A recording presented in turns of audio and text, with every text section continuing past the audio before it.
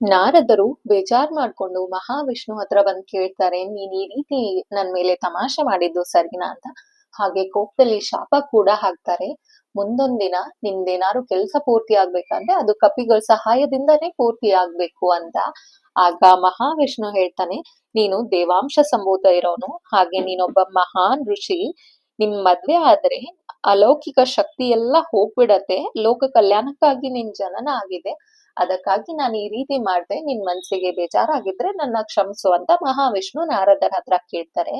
So ಮಹಾವಿಷ್ಣುವಿನ ಉದ್ದೇಶ ತಿಳ್ಕೊಂಡ್ಮೇಲೆ ನಾರದ್ರು ಮತ್ತೆ ಮಹಾವಿಷ್ಣು ಹತ್ರ ಕ್ಷಮೆ ಕೇಳ್ತಾರೆ, ನಾನ್ ಈ ರೀತಿ ಹೇಳ್ಬಾರ್ದಿತ್ತು ಅಂತ.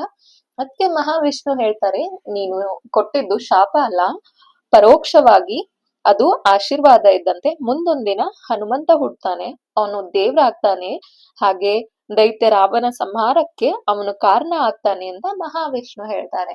ನಮ್ಗೆ ಹನುಮಂತನ ತಾಯಿ ಅಂಜನಾ ದೇವಿ ಬಗ್ಗೆ ತುಂಬಾ ಗೊತ್ತಿದೆ, ಆದ್ರೂ ನಾನು ಕತೆಗಳನ್ನ ಹೇಳ್ತೀನಿ. ಅವಳು ಪೂರ್ವ ಜನ್ಮದಲ್ಲಿ ಅಪ್ಸರೆ ಕನ್ಯೆ ಆಗಿರ್ತಾಳೆ. ಅವಳ ಹೆಸರು ಪುಂಜಸ್ಥಳ ಅಂತ. ಅವಳು ಮಾಡಿರುವಂತ ಒಂದ್ ಚೇಷ್ಟೆಯಿಂದ ಋಷಿಗಳ ಶಾಪಕ್ಕೆ ಒಳಗಾಗಿರ್ತಾಳೆ. ಹಾಗೆ ಅವಳು ಮಾಡಿದ್ದು ತಪ್ಪಂತ ಗೊತ್ತಾಗಿ ಆ ಋಷಿಗಳ ಹತ್ರನೇ ಕ್ಷಮೆ ಕೇಳಿ ಶಾಪನ ಯಾವ ರೀತಿ ವಿಮೋಚನೆ ಮಾಡ್ಕೊಳ್ಳೋದು ಅಂತ ಪರಿಹಾರ ಕೂಡ ಕೇಳ್ತಾಳೆ. ಅದಕ್ಕೆ ಅವರು ಸ್ವಲ್ಪ ದಿನ ಆದ್ಮೇಲೆ ನೀನು ಒಂದು ಗಂಡು ಮಗುಗ್ ಜನ್ಮ ಕೊಡ್ತೀಯ, ಆಮೇಲೆ ನೀನು ಶಾಪ ವಿಮೋಚನೆ ಹೊಂದ್ತೀಯ ಅಂತ ಹೇಳ್ತಾರೆ. ಶಿವನ ಕುರಿತು ತಪಸ್ ಮಾಡು ಅಂತ ಹೇಳ್ತಾರೆ. ಸ್ವಲ್ಪ ದಿನ ಆದ್ಮೇಲೆ ಅವಳು ಕೇಸರಿ ರಾಜ ಅಂದ್ರೆ ಕಪಿಗಳ ರಾಜ ಕೇಸರಿನ ಮದ್ವೆ ಆಗಿ ಶಿವನ ಕುರಿತು ತಪಸ್ ಮಾಡ್ತಾಳೆ.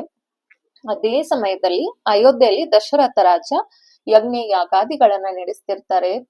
ಅಂದ್ರೆ ಅವ್ರಿಗೂ ಮಕ್ಕಳಾಗಿರಲ್ಲ, 50-60 ಸಾವಿರ ವರ್ಷಗಳಾದ್ರೂ. ಈ ಕಥೆನ ನಾನು ರಾಮಾಯಣ ಸ್ಟೋರಿಯಲ್ಲಿ ಹೇಳಿದ್ದೀನಿ.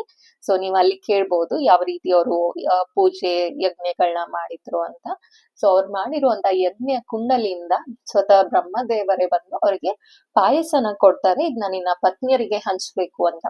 ಅದ್ರಲ್ಲಿ ಒಂದ್ ಭಾಗನ ಹದ್ದು ತಗೊಂಡ್ ಬಂದು ಅಂಜನಾ ದೇವಿ ಮಡ್ಲಲ್ಲಿ ಬಿಸಾಕಿ ಹೋಗ್ಬಿಡತ್ತೆ. ಸೊ ಅದನ್ನ ಸ್ವೀಕಾರ ಮಾಡಿ ಸ್ವಲ್ಪ ತಿಂಗಳಾದ್ಮೇಲೆ ಅವಳು ಗರ್ಭಿಣಿಯಾಗಿ ಹನುಮಂತನಿಗೆ ಜನ್ಮ ಕೊಡ್ತಾಳೆ.